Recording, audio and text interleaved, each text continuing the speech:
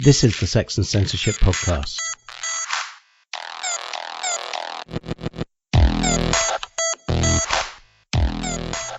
Welcome back.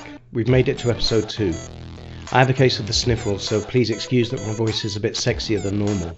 Last week's episode is now available on our YouTube channel, as well as on our blog and in the standard podcast places. This week's interview is with an old friend of mine, Terry Stevens, also known as One-Eyed Jack, who's one of the UK's veteran porn producers, as well as being a sexual freedom advocate. And now this week's Sex and Censorship news. I'm Jerry Barnett from the Sex and Censorship campaign. You can find us at sexandcensorship.org and on Twitter as Porn Panic. This week we learned that Nick Goddard, a lecturer in chemical engineering at the University of Manchester, has quit his job of 25 years. This follows the revelation that Goddard had appeared in porn films. He'd been outed by students who recognised him. If any story highlights the hypocrisy of pornography in Britain, it's this one. As Goddard himself pointed out, there's such hypocrisy with people watching porn than complaining about those who act in it. What Goddard did was legal. It didn't affect his ability to teach chemical engineering, and if there's a clause in his contract preventing such behaviour, I'd love to see it. In rational terms, it's impossible to explain why Goddard should have to resign. The real charge against him is as follows. He had sex. But that accusation could probably be levelled at 99% of the University of Manchester's staff. The only significant difference between Goddard and the rest is there exists proof of his sexual activities and not of everyone else's. He allowed his carnal behaviour to be recorded, they didn't. Therefore Goddard's real crime is one of honesty, or perhaps of failing to acknowledge that sex is basically shameful. It's disappointing that Goddard resigned, but not surprising. Academia has become increasingly hostile to free expression of any form that might offend anyone. And yes, there might in theory exist a student so profoundly delicate that Goddard's very presence on campus might reduce him or her to screaming hysteria. But by tailoring our society to the most fragile, we end up suppressing liberty in many forms. Goddard's treatment is a sign of the censorious times we live in.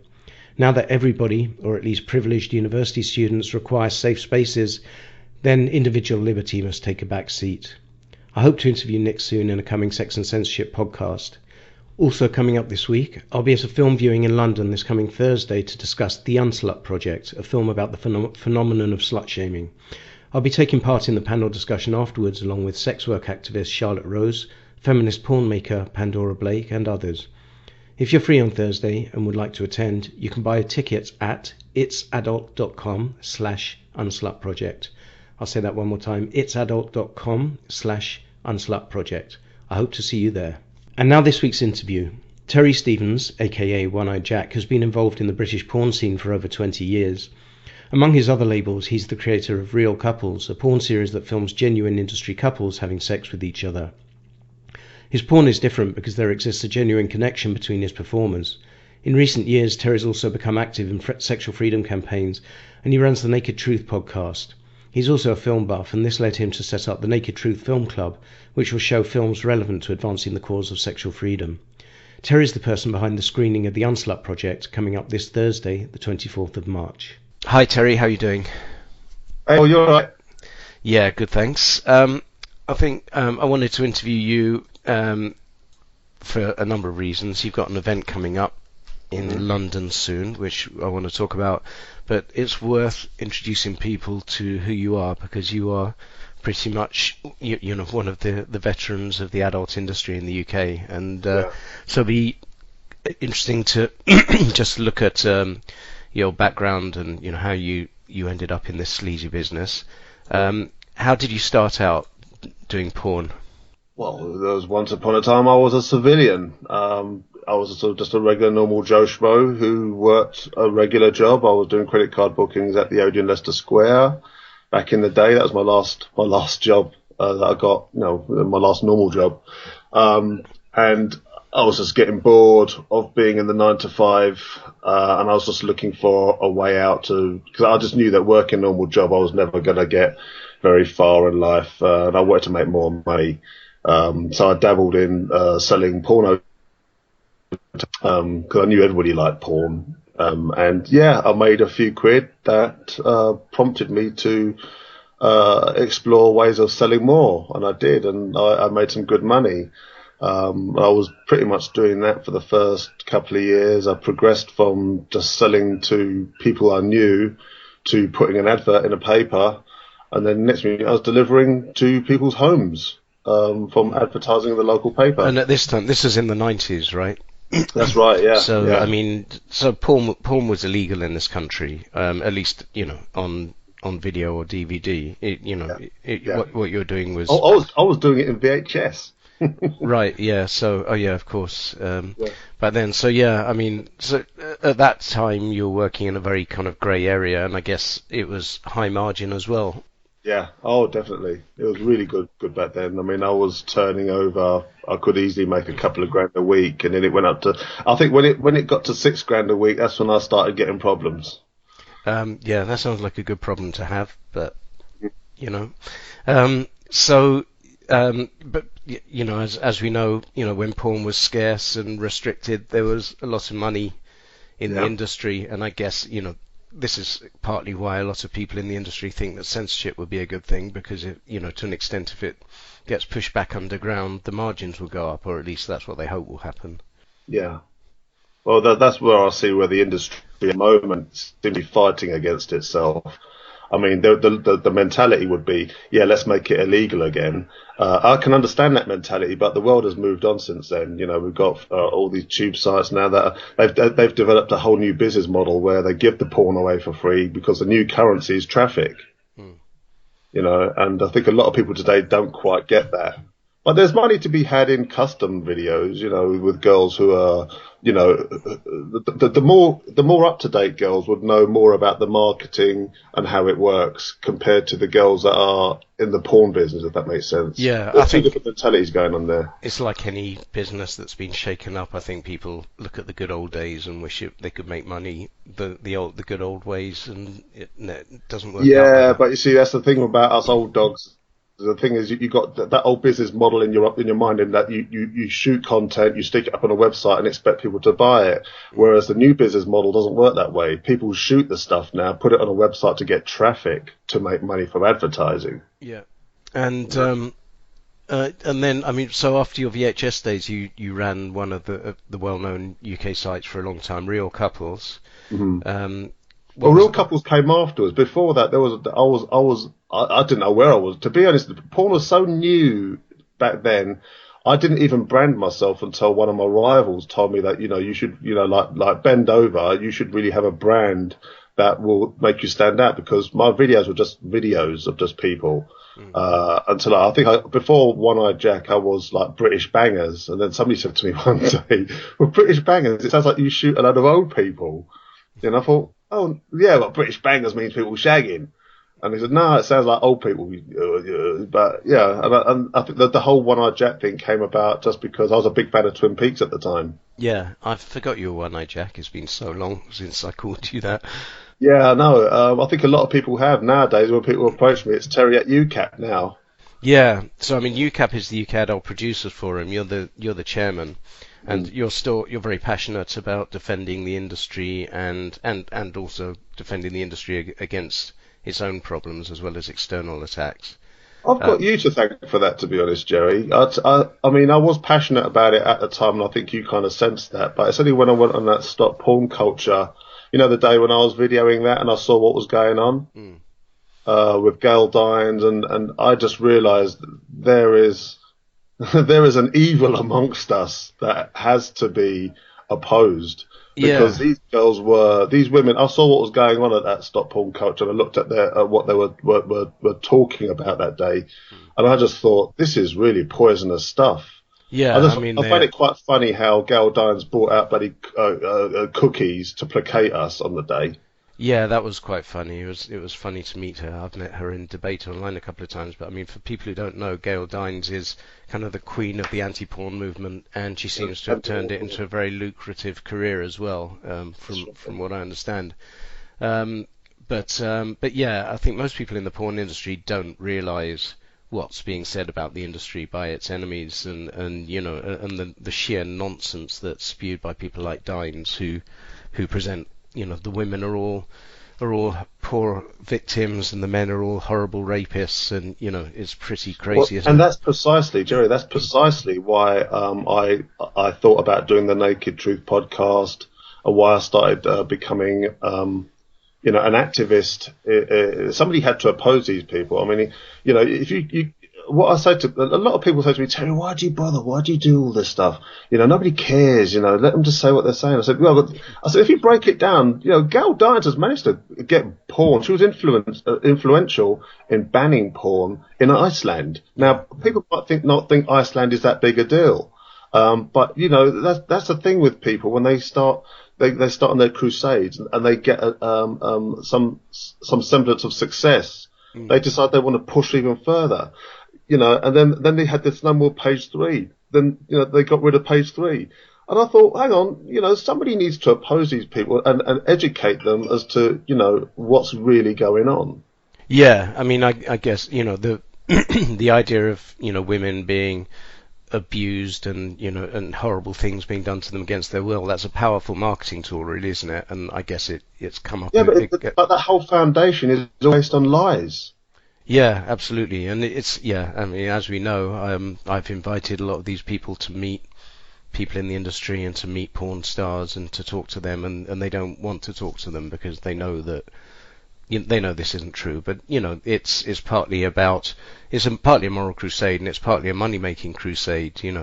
There's a lot of money. There's a lot more money in kind of protecting poor innocent damsels from abuse by the evil porn industry, even if those innocent damsels don't exist, than there is in making porn these days, for sure. Yeah, exactly. I think that's probably one of the reasons why I got blocked by Gail Dines, because I outrightly accused her of being a hustler who was making money off the industry.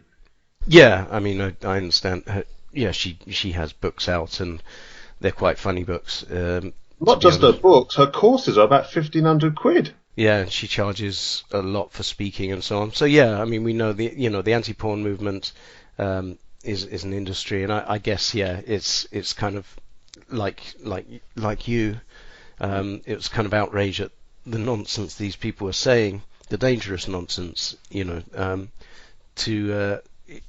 kind of motivates you into activism a bit. So you, I mean, besides being a porn veteran, and you've worked in front of the camera, behind the camera. I've known you for over 10 years, I think now. So and you've been in the industry a lot longer than I have. Besides that, you're also a huge film buff. Real films, not just the dirty kind. Mainstream films, yeah. Yeah, and I guess so that leads us to the you've started. Is it called the Naked Truth Film Club? Yeah, it's not very inventive sounding, but because I do the Naked Truth podcast, I felt it was in tandem with what I was doing already. So rather than create a new brand, I thought I'd just stick to expanding what I already had. And the whole purpose of that was to I actually watched the UnSlut project before I suggested it as a screening. Because after I finished watching it, I thought, oh wow, this isn't about the porn industry, but we can definitely identify with a lot of aspects of it because it's about slut shaming and sexual bullying. Yeah. Can you summarize what the film's about? Well, that's basically what it's about. It's basically about, I mean, the woman who made it, Emily Linden, was a victim of it in her teens. I think it resonated with her in her adult years, because there was a girl who committed suicide from a very similar thing when she was younger. She explains that in the film, which is ultimately about the dangerous effects of slut shaming. Where, I mean, given the business that I'm in, I believe that women should be able to express themselves sexually because, we are human beings. If you like someone, you should show that you like them. We're not that much different from the animal kingdom where if we had colourful feathers, we'd say, hey, look at my colourful feathers, and it's like people are attracted to you for that. So why should girls be denied a right to express themselves and dress how they want to? It's all, to me, all of this is all about choice and consent. Yeah, absolutely. And I mean, in terms of slut shaming, I mean, it goes way back. I mean, you and I are from a generation where, still, women weren't expected to sleep around. Those were there was a lot more slut shaming, I think, back in the 70s, 80s than there is today. and obviously it's still prevalent. But I think, it's, I guess this has been changing ever since the invention of the pill and the right to abortion. Jerry, I could go back to religion. I think religion was set up to control women as well. It's one man, one woman stuff. It all comes back down to religion as well. So, man, we've always found a way of trying to control people in general. Yeah. So I think even with women, there's a lot of pressure on them because they're supposed to be the gatekeepers, if you like. Yeah, I mean, you can see old biological reasons why women were supposed to be pure, and it didn't matter for men. Namely that when it's women that have to deal with pregnancy and with childbirth and so on. So you can see the traditional roots of it, but the fact is that in today's world, those things no longer apply. Women have control over their fertility, and yet the old attitudes towards female sexuality are still there. The idea that women should be pure and should remain pure and so on. Yeah. And so, slut shaming is really about, shaming women for choosing not to be pure. And I think, actually it was one of the things that spurred my activism was being in the porn industry and realizing just how much hate porn stars were getting on a daily basis, the kind of crap they get by email and in the streets and on, now on Facebook and that kind of thing. And I think it was that was quite shocking, and that was one of the things that made me want to get involved. In that itself, it's quite interesting because it does create a community of people where they look at it like, well, hey, do you know what? You're saying all this stuff, but you're paying for it. And that's the hypocrisy. I think the hypocrisy was the biggest thing I learned about this business, how people will renounce it, but deep down they want it. Yeah. And when I say that they want it, that's how I made my living, literally, from people who didn't want to put their face to it, didn't want to own up to it, but deep down they had a calling for it. Yeah, there's a lot of guilt, sex and guilt kind of go together, and I've certainly seen figures that say, in the US, the more religious a place is, the higher the porn sales are. So that absolutely guilt sells sex, and so Gail Dines banning porn in Iceland. I bet there's a lot of guys out there I probably could sell VHS tapes to. Yeah, maybe you should get back on that wagon. Yeah. Get on the ferry. Yeah. But yeah, so the sorry, we were talking about. So you've chosen. So you're starting. Right. Let's untie my tongue and start again. You've started the Naked Truth Film Club. The first screening is in London on the 24th. That's right, 24th of March, at the Prince Charles Cinema. Just off Leicester Square. And you've chosen the UnSlut project as the first screening. So it's kind of an unusual choice. This obviously isn't just an adult industry event, but I guess it's an interesting choice for the adult industry to look at the issue of slut shaming. So when I stopped to think about it, there's a lot of things we can talk about it, and it would be nice, I felt, for the industry to reach out, because there's a lot of things being said about us, but you're not hearing our voice back. So I thought it'd be a great opportunity for us to, meet up with an audience, and hopefully there'll be some media there. I've invited, people from newspapers and Channel 4 to come and attend, to even ask the questions that you've always wanted to know. Stop making it up as you go along. Speak to the people that matter. These people will answer your questions on the day, and I just felt it was just a good way of trying to bring us together in terms of a discussion on the topic. And now, a lot of people might not understand the slut shaming aspect of it, but I also believe that slut shaming has also created the porn industry, that double standards. It's like I said to you last week. Here's one example, for instance. I've met girls over the years, who have told me that they've had parents that said that they would never amount to anything in life, that you're ugly, this and that. So guess what? To get some kind of affirmation, they are going to respond to people like a producer like myself who says, well, how could your mum say that you're beautiful? You're a beautiful girl. How could you say that? So, You know? but I mean, yeah, the issue of slut shaming does seem to tie in at many levels to the porn industry because, yeah, again, to an extent, we've talked about marketing and so on. It's the taboo of the shameless slut, I guess, is the biggest thrill in porn, or at least it was in porn's early days. Mm. And so, yeah, there's a screening of the film. It's on the 24th of March. That's a Thursday, starting at 3:30, and then you've set up a discussion panel. I'm on, so thanks for that invitation.